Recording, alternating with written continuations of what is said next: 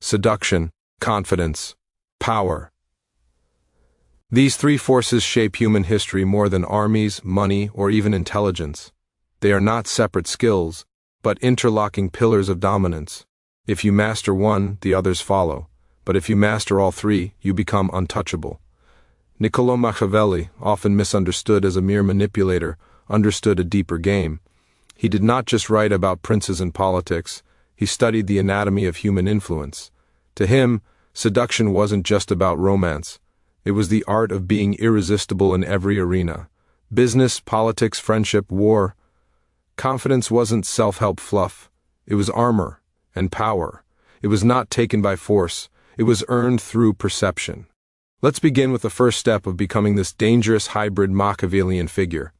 Someone who doesn't chase but draws people in.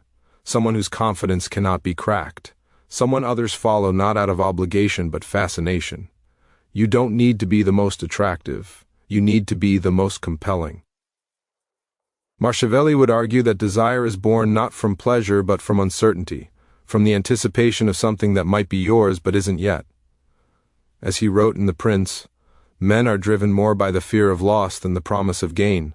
So what does this mean for seduction? You must create tension, not drama, but mystery. Don't give everything. Don't always be available. Don't always respond. Let your presence feel like a reward, not a given. Be the question they want to answer. Speak less than others expect. Make eye contact, then break it first. Don't always smile. Instead, make people earn your warmth. Let your silence hang heavier than their words. People chase what they don't fully understand. They obsess over what feels just out of reach. The moment you give everything like attention, approval, and vulnerability, they stop valuing you. Seduction is not an act. It's a strategy of scarcity. You've been lied to.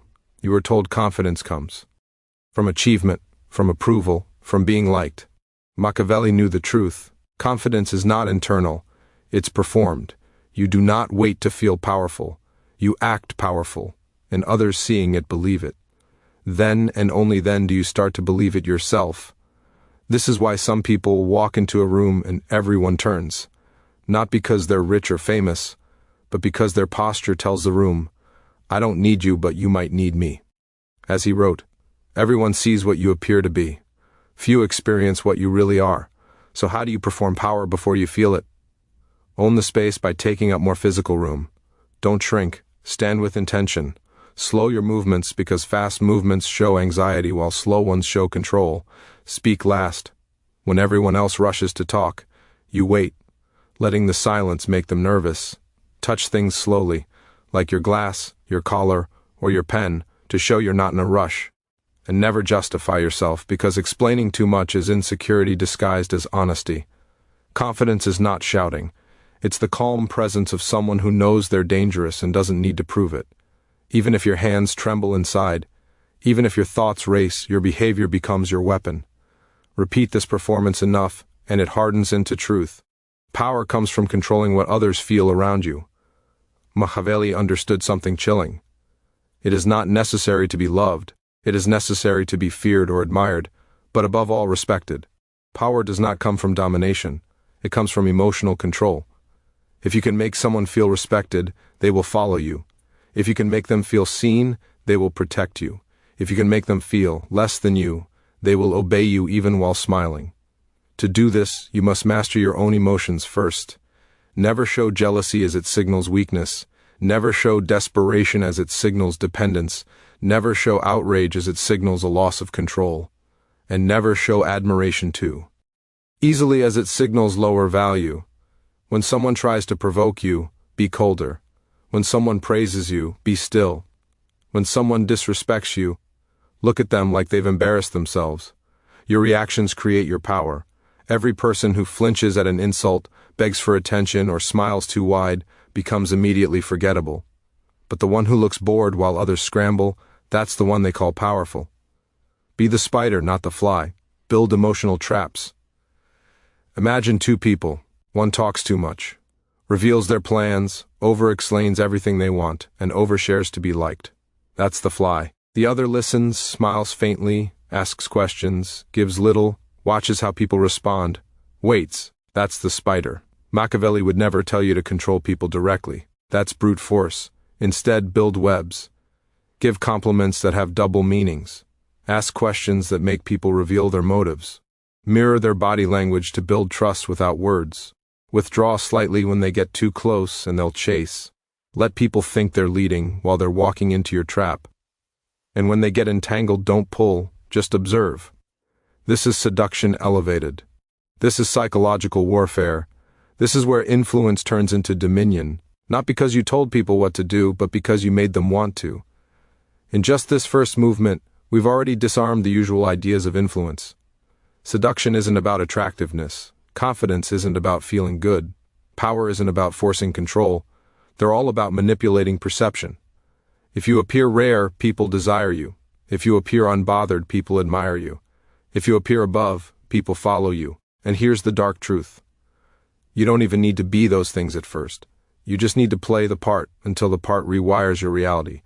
The game is psychological, the rules are invisible, and Machiavelli handed you the blueprint.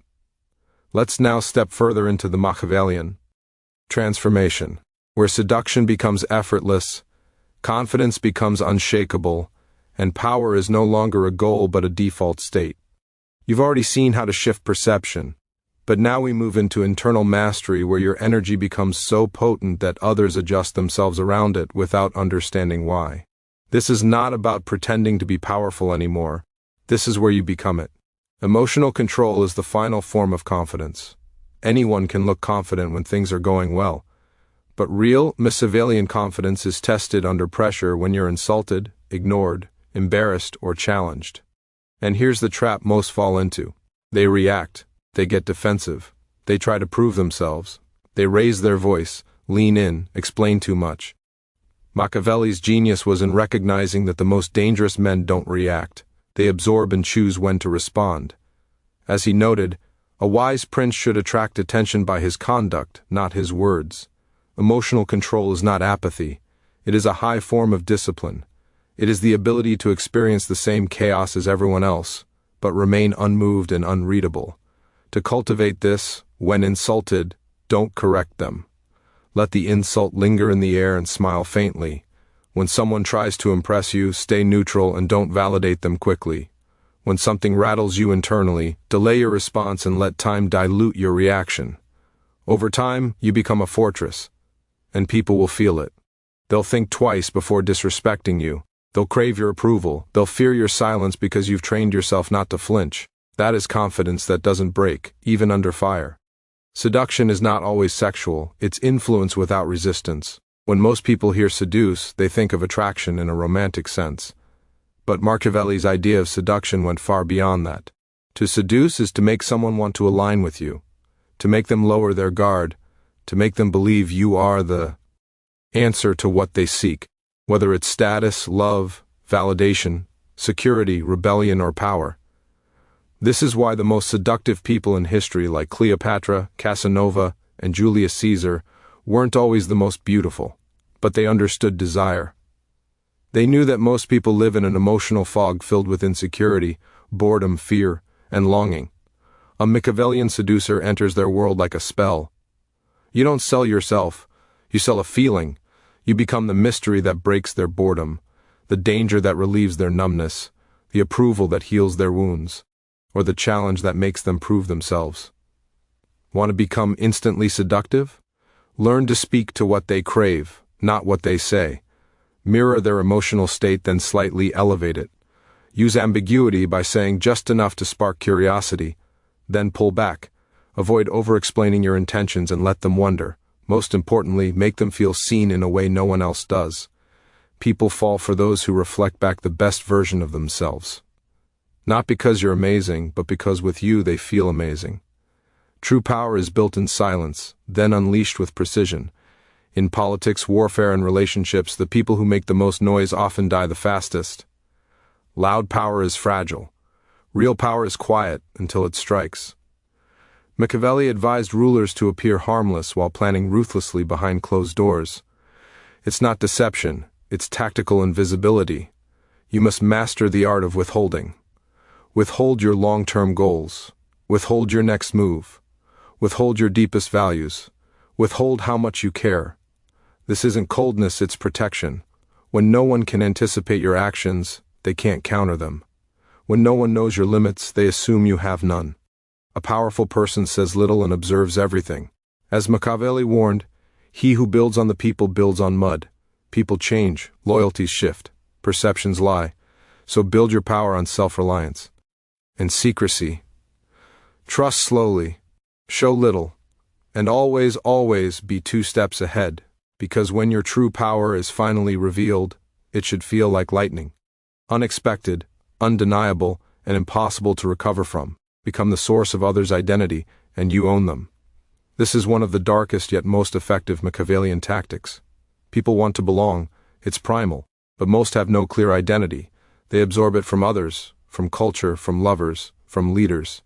If you can become the person who gives them a sense of self, you become irreplaceable. You don't control them through threats.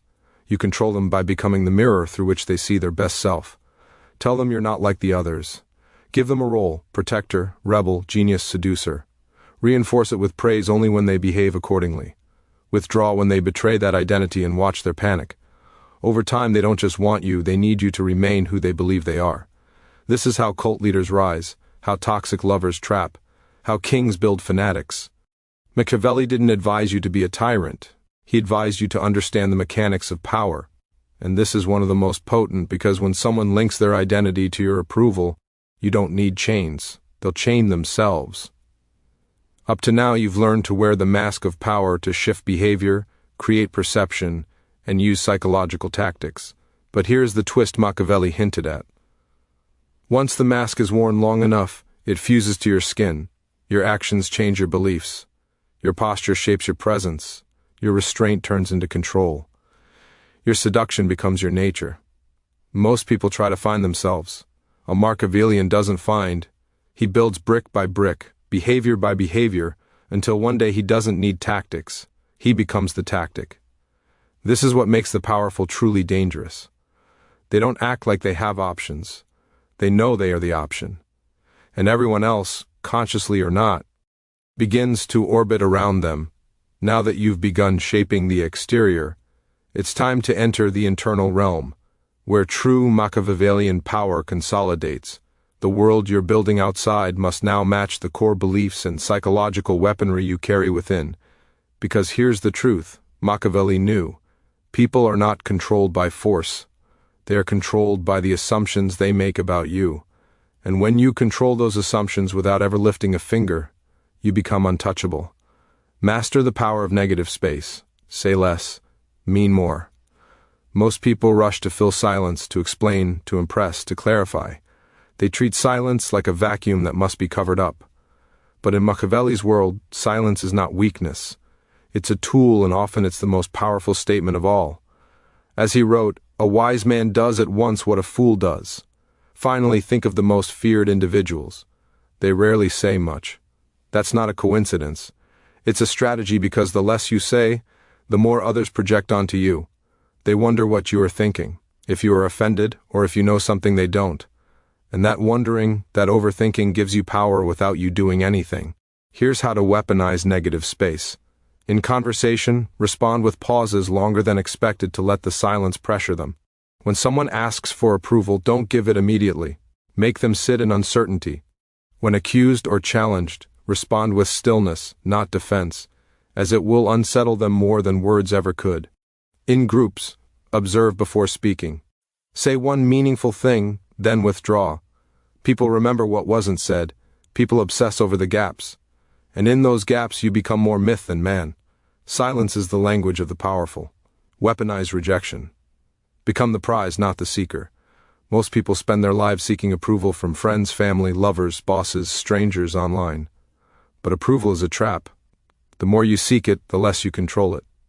And Machiavelli understood, whoever wants less holds more.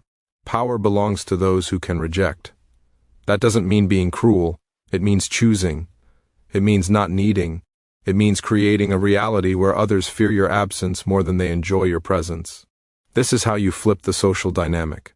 When someone is too eager to be around you, distance yourself. When someone fails to meet your standard, withdraw without explaining. When you're invited somewhere, delay your answer to let them feel the cost of your presence. When someone insults you subtly, respond with amusement, not defense, to show they failed to penetrate. Rejection makes you rare, rarity makes you powerful. The ultimate form of seduction is being desired by many and choosing only a few. You don't chase, you pull. And when others realize they can be replaced but you can't, they change how they treat you forever. Psychological warfare begins with self-talk. Everything you project externally. Your posture, your tone, your energy begins in your inner dialogue. If your mind is polluted with insecurity, resentment, or doubt, no amount of external charm will save you. You'll still fumble when challenged. You'll still break when disrespected. You'll still seek validation to feel whole. But the Machiavellian mind runs differently. It is not kind. It is clear. It doesn't say you're enough.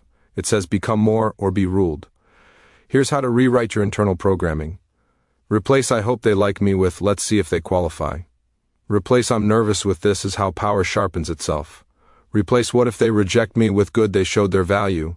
Replace why did they do that to me with I allowed it never again. Machiavelli would tell you no one owes you respect. You must earn it by becoming undeniable. And that begins with how you speak to yourself when no one's watching. You are either your greatest general or your weakest enemy. Control the frame, don't argue, define. In every interaction there is a frame, an unspoken lens through which everything is interpreted. The person who defines the frame controls the conversation without needing to argue. This is one of the most underused forms of psychological power. Most people argue facts. Machiavellians argue context. For example, if someone says you're being arrogant, you respond, confidence looks like arrogance to the insecure.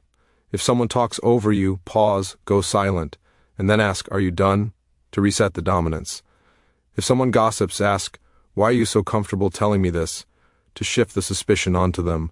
Controlling the frame makes you the narrator of reality, and in a world where most people accept whatever script they're handed, the one who writes the script rules the stage. Don't react to frames. Break them.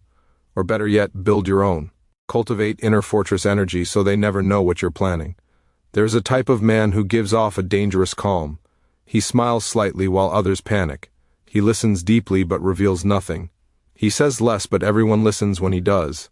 That is fortress energy. Machiavelli believed every ruler must build an actual fortress. But in modern life, your mind is the fortress. Here's how to radiate it. Become comfortable with solitude. Because if you need others to feel whole, you're not dangerous. You're dependent. Stop oversharing. Every time you expose a wound or goal too soon, you give someone a map to exploit you. Train in private. Read, write, build, and sharpen. Let others assume you're idle while you build in silence. Master your micro-reactions. When you hear something surprising, pause. Don't let your face betray you. A fortress doesn't flinch. It doesn't rush. It watches and waits. And when it strikes, it finishes the job. This is the energy that makes people second-guess themselves around you. That makes them wonder if they've underestimated you. That makes them respect you by instinct. And once that instinct is formed, it's nearly impossible to undo. By now you've learned how to seduce minds, perform confidence, and embed power deep into the way you walk, talk, and think. But there is one more transformation where you go beyond just being respected now and enter the realm of being remembered forever. This is what Machiavelli ultimately sought to understand. Not just temporary control, but permanent influence. Not just how to get power, but how to create a legacy that cannot be erased even by your enemies. Now we arrive at the final stage, the apex of Machiavellian transformation. You've seduced without lowering yourself. You've built confidence that doesn't need permission. You've gained power through silence, rejection, and framing. But there is one final level, immortality. Not in the literal sense, but in the only sense that matters in power, lasting psychological influence. To become more than a person, to become a symbol, to become the kind of presence that stays in a room after you leave and lives in minds long after you're gone. This is not about ego. It is about domination without effort. Let's finish the blueprint. Become their standard so they compare everyone else to you. The greatest seduction is not temporary. It's permanent mental real estate. A Machiavellian doesn't want to be liked in the moment. He wants to be remembered when he's gone. He wants others to meet someone new and feel disappointed because they don't measure up to him. You must become their reference point, their internal gold standard. Here's how. When you leave someone's life, leave with mystery, not closure. Never over-explain your exit. Let them wonder what could have been. When you enter, be unlike anyone they've encountered. Speak less, see more, and reveal nothing. Be the one who made them feel something they didn't expect, like awe, fear, approval, danger, or possibility. Make them laugh, challenge them, silence them, and then withdraw.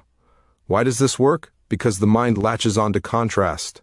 And if you are truly distinct, even in your silence, they will search for you in everyone else, and always come up short.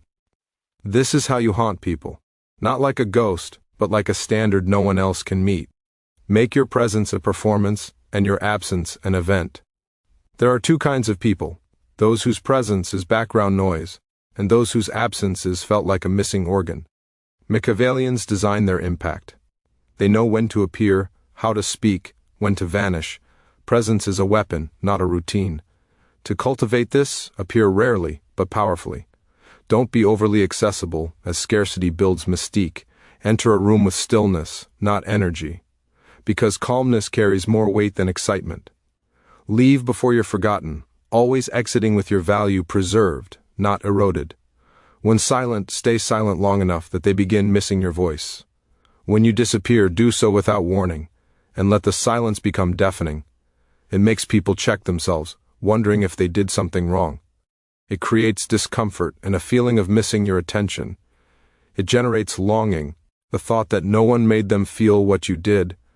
Your absence becomes an echo, a disruption, a shift in the room. And that's how legends are made, not by showing up constantly, but by becoming a phenomenon when you do. Cultivate myth. Let others fill in the blanks. One of Machiavelli's quietest strategies is this: let others tell your story, because when people fill in the blanks, they always imagine you as more than you are. This is the power of suggestion, of myth building, of mystery. As Machiavelli wrote, a prince must learn how not to be good, and use this knowledge or not use it according to necessity. You don't need to correct rumors. You don't need to explain your past. You need to control the inputs and let the mind of others do the rest. To do this, drop intentional hints that make people curious. Then change the subject. Let them overhear praise about you, but never repeat it yourself. Never clarify everything. Let mystery work for you. When accused of something untrue, respond with a smile to keep the myth alive. Myths are powerful because they're owned by the audience. If you build your reputation too directly, it looks fabricated. But if others piece it together from whispers, silences, and incomplete stories, it feels earned. And earned belief becomes unshakable. Transcend the persona. Become the archetype. You started this journey wanting to be seductive, confident, and powerful. But that's not enough. At the final level, you must become something greater. An archetype: the king, the queen, the enigma, the phantom, the savior, the flame. Whatever identity suits your strategy, you must embody it so fully that others see you as more than a person. You don't just act confident. You become the person who is never shaken. You don't just play hard to get. You become the one they never got over. This is how Machiavellian power reaches mythic levels. When you're no longer seen as someone who has traits, but someone who is the trait, you are not someone who intimidates. You are intimidation. You are not someone who's seductive. You are seduction. You are not someone who seems powerful. You are power. And once you become the symbol, others start aligning their behavior around you.